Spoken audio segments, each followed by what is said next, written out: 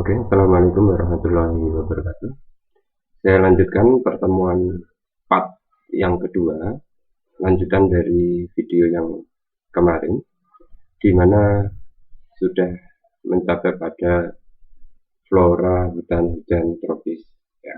Maka hari ini saya lanjutkan pada bioma yang kedua,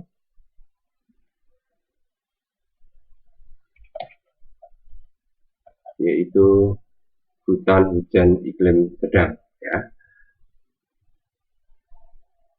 Hutan hujan iklim sedang atau biasa dikenal dengan istilah taiga. Sesuai dengan namanya, dia berada pada daerah iklim sedang, namun masih berupa hutan hujan, atau artinya hutan yang masih relatif lebat. Ya. Terdapat pada daerah yang beriklim sedang, yaitu antara 23,5 sampai 66,5 lintang utara maupun lintang selatan. Ya. Jenis vegetasinya, ya, jumlahnya terbatas, umumnya didominasi oleh taiga. Ya, taiga itu mengarah pada istilah berdaun jarum. Jadi tumbuhannya umumnya daunnya runcing kecil, ya. Seperti misalnya adalah cemara, pinus, tusam, dan balsam. Balsam ini yang dibuat untuk bahan pembuat balsam, ya. Kemudian persebarannya meliputi wilayah Kanada, Alaska, Asia bagian utara maupun Eropa. Ya. Jadi ada di daerah sedang ini, negara-negara di wilayah sedang. Lanjut, yang ketiga adalah tipe bioma hutan peluruh atau hutan gugur daun atau deciduous. Ya. Karakteristiknya atau cirinya berada pada daerah yang memiliki 4 iklim, ya, yaitu pada wilayah iklim sedang. Ya, maaf, terdapat pada wilayah iklim sedang yang memiliki 4 musim. Ya, seperti di daerah kita itu hanya memiliki 2 musim, yaitu musim kemarau dan musim penghujan. Tetapi ini ada musim panas, ya, kemudian musim gugur, kemudian musim dingin, dan selanjutnya adalah musim semi. Ya, urutannya nggak boleh terbalik. Ya. Ada istilah mengatakan hijau pada musim panas, meranggas pada musim dingin. Ya. Ini logikanya, ketika musim panas mengapa kok hijau? Ya, sebelum musim panas adalah musim semi. Ya, maka ketika awal musim panas biasanya daunnya lebat. Ya, kemudian di akhir musim panas mulai menggugurkan daunnya, maka sudah disebut sebagai musim gugur. Ya, maka pada musim dingin karena tidak ada sinar matahari, dia mengalami hibernasi. Ya, dia tidak ada daunnya pada musim dingin. Ya, tidak ada musim dingin, meranggas pada musim dingin. Baru mulai muncul ketika mulai ada sinar matahari, tunas-tunas baru, maka yang disebut sebagai musim semi. Ya, setelah musim semi, maka ketika musim panas daunnya justru lebat. Ya, ini jadi jangan terbalik. Lanjutnya, jenis vegetasi, ya, ciri khasnya di sini memiliki warna yang cerah. Ya, seperti yang dikenal adalah pang dan bek. Ya, ini umumnya warna daunnya oranye kemerahan gitu ya. Untuk cemara dan pinus ini memang sama dengan jenis hutan taiga. Tetap ada di daerah wilayah bioma hutan peluruh. Ya. Persebarannya ada di Amerika Utara, Asia Timur, dan Eropa. Ya, Asia Timur ini yang menjorok ke utara. Ya, lanjut. Tipe bioma padang rumput atau grassland, grass rumput, ya, padang rumput, yaitu memang lahan yang hanya didominasi oleh tumbuhan rumput, ya, beberapa semak belukar dan jenis pohon. Nah, padang rumput ini atau grassland ini dibedakan menjadi dua. Ada namanya padang rumput tropis atau lebih dikenal istilahnya sabana, ya, tropical grassland atau sabana. Ya, padang rumput tropis atau sabana, atau ada yang menyebutnya ilanos, yaitu padang rumput yang masih dijumpai pepohonan, ya, walaupun letaknya agak berjauhan. Ya. Karena memang curah hujannya di sini masih relatif tinggi karena ada di daerah tropis. Ya, lumayan masih. Ya, 500 sampai 1300. Ya, persebarannya ada di Afrika, kemudian Australia, ya, Amerika Selatan, dan India. Ya. Ini di Indonesia ada, ya. Nanti kita pelajari. Padang rumput iklim sedang, ya, dikenal sebagai istilah stepa. Jadi kalau menyebut stepa itu mengarah pada padang rumput sejati.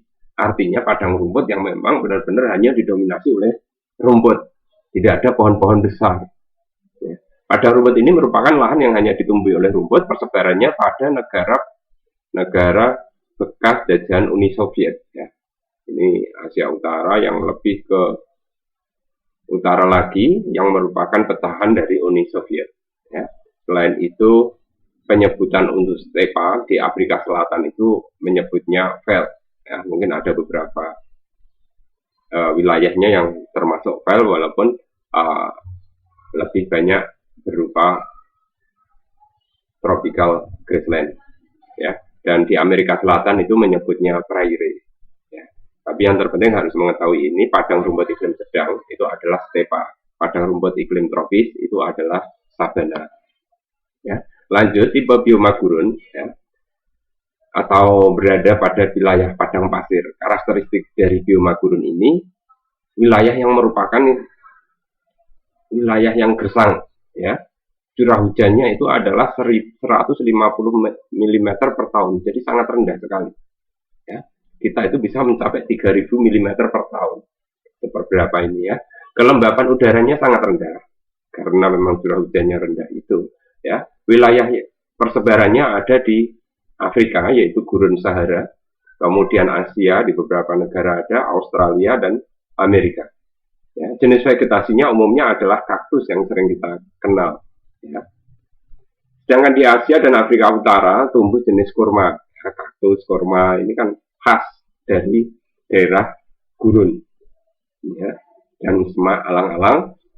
Ya. Di Australia tumbuh namanya tanaman boju. Ya, sampai saat ini saya belum pernah melihat. Ya. Kita lanjut. Tipe bioma tundra, yaitu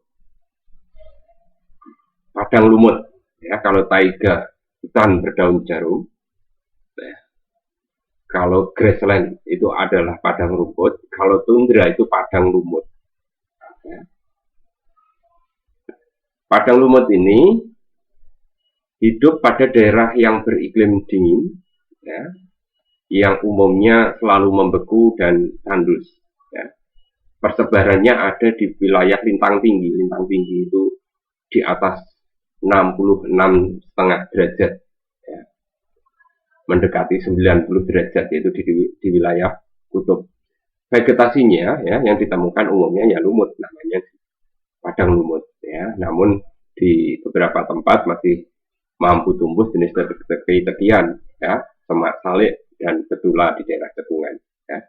Maka persebarannya juga berada pada daerah kutub, di antaranya Amerika Utara yang mendekati kutub, Siberia, ya, dan Eropa Utara yang mendekati kutub. Kemudian kita lanjutkan pada persebaran fauna di permukaan bumi. Setelah kita membahas flora di permukaan bumi atau flora dunia, kita bahas fauna dunia. Sebelum nanti kita akan menginjak ke fauna yang ada di Indonesia. Secara garis besar, untuk fauna yang ada di dunia, itu dibedakan menjadi 6. Sebagian besar wilayah Eropa, untuk mengingatnya, sebagian besar wilayah Eropa itu tipenya adalah Palearktik. Ya. Kemudian untuk wilayah Afrika, ya, jenis faunanya dikenal dengan istilah Ethiopian atau dengan kata lain Afrikan. Sudah sesuai dengan namanya, yaitu Afrika. Kemudian untuk wilayah Asia, umumnya di Asia Selatan dan Asia Tenggara, ini tipenya adalah Oriental. Untuk mudah mengingatnya adalah Asiatik. Oriental itu sama dengan Asiatik. Kemudian untuk tipe yang ada di sekitar Australia, New Zealand, dan Papua ini adalah tipenya Australis. Ya, Eropa Palearktik, Afrika Afrikan atau Ethiopian.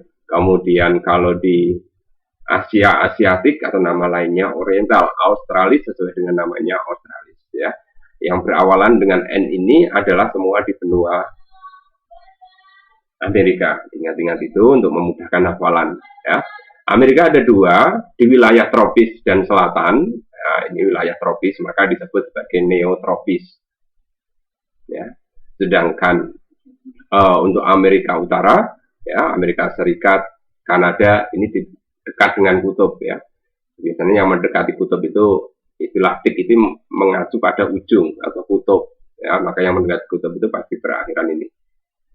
Paleartik dan neartik ya. Nah, neartik ini dekat dengan kutub, berarti Amerika yang dekat kutub tipenya adalah neartik. Ya, near itu kan dekat. Kita bahas untuk persebarannya yang pertama adalah untuk Eropa, ya, dinamakan Paleartik. Ya. Selain Eropa, beberapa wilayah Asia yang mendekati Eropa yaitu Asia Utara dan Asia Tengah. Ya, Asia Utara dan Tengah, termasuk diantaranya Asia Barat yaitu Iran, Afghanistan, dan Asia Timur ya, Jepang. Ya. Fauna khas dari Paleartik ini adalah bison. Nah, ini binatangnya. Bison dan kucing kutub ini paling khas, walaupun masih ada beberapa jenis yang lain ya, yang sudah ada di selebaran yang saya bagikan. Kemudian yang kedua yaitu Ethiopian ya. Judulnya ini nggak ikut terekam ya. Ini namanya Ethiopian atau Afrikan ya. Wilayah persebarannya ada di Afrika dan wilayah di sekitar Arab Saudi ya, Asia Barat. Jenis binatangnya zebra, jerapah, unta, badak ya. Ini jenis-jenis Ethiopian. Kemudian lanjut Oriental atau Asiatik, wilayahnya sesuai namanya ada di Asia, yaitu Asia Selatan dan Tenggara. Jenis binatangnya seperti banyak di tempat kita, yaitu orangutan, ya, anoa, badak, antelop, tapir, gajah, ya, harimau, gibbon. Ya. Ini merupakan jenis binatang Asiatik. Maka karena lokasinya di Asia Tenggara, maka kebanyakan wilayah kita banyak terdapat hal tersebut.